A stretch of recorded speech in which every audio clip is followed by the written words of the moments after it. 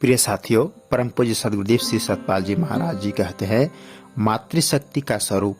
ज्यों ही एक शिष्य ने जन्म लिया, आंखें खोली और देखा, प्यार व महत्व बरसाती हुई दो आंखें, वे आंखें थी माँ की, जिन कोमल हाथों से सर्वप्रथम स्पर्श किया, उठाया अपनी गोद में, छुपाया अपने आंचल में, वह गोद थी माँ की।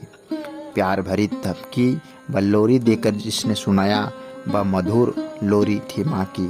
अपनी छाती से लगाकर जिसने अपना अमित रस पिलाया, वह भी था माँ की। माँ ही शिशु की सृष्टि है, प्यार और महत्व भी थी, रस और रसादान भी थी, स्पर्श और गंध भी थी, उसके जन्मदात्री और सर्वेश्वरी थी।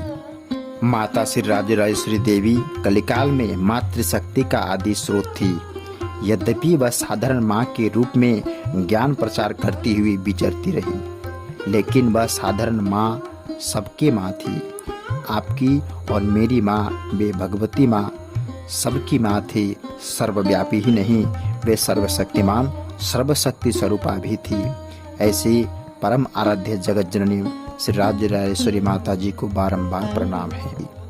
हमारे संस्कृति और दर्शन में उत्कृष्ट भाव जैसे करुणानिधि, वात्सल्य, माधुर्य, प्रेम, त्याग, निस्वार्थ सेवा, बलिदान इत्यादि केवल एक शब्द में समाहित है, जिसे सभी सादर से माँ कहते हैं। माँ ही केवल मात्र इन भावों की गंगोत्री हैं।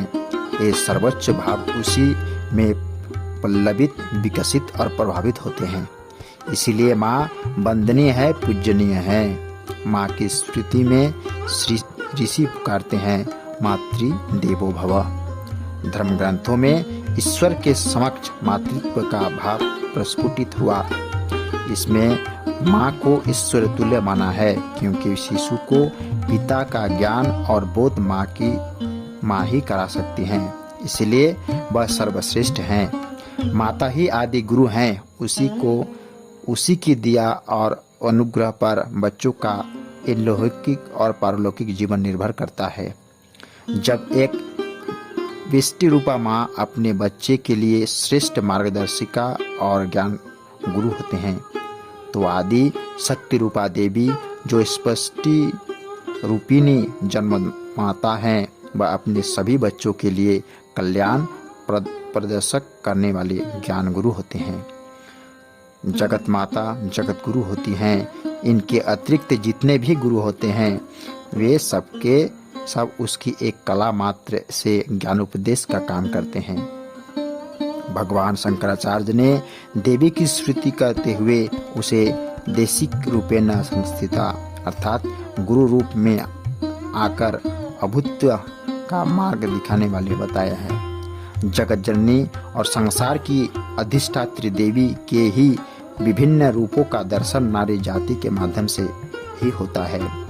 जब प्रारंभ में मातृशक्ति का संचालन होता है, तो वह सृष्टि का सृजन एवं विस्तार कर अपने अनंत जीवों को अपने शांत और करुणामय वात्सल्य के आंचल से ढककर शांत करती हैं।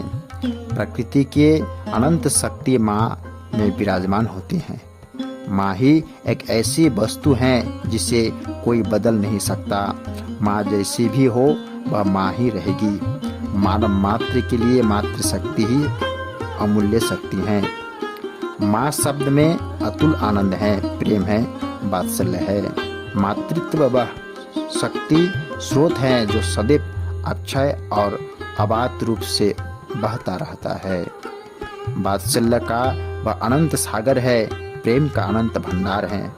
मातृ प्रेम निस्वार्थ, निष्क्लुष और प्रतिदान की इच्छा से परे गंगा की धारा से अधिक शुद्ध व पवित्र है।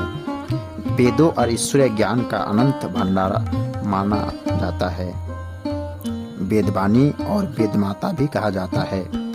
वेदों ने हमें सिखाया है कि परमात्मा अपने को स्त्री और पुरुष दो रूपों में रखते हैं, जिससे प्राणियों को मातृत्व और पितृत्व दोनों का सुख प्राप्त हो सके।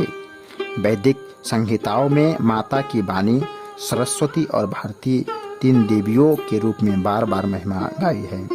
माता श्री राजराजेश्वरी देवी कलिकाल में मातृशक्ति का आदि स्रोत थी। यद्यपि वह साधारण माँ के रूप में ज्ञान प्रचार करती हुई विचरती रही, लेकिन वह साधारण माँ सबके माँ थी।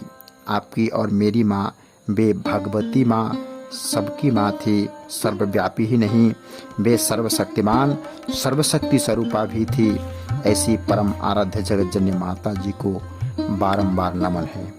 प्रिय साथियों, यह सत्संग श्री सद्गुरुदेव महाराज जी ने माता श्री राजराजेश्वरी स्मृति ग्रंथ से लिया गया है।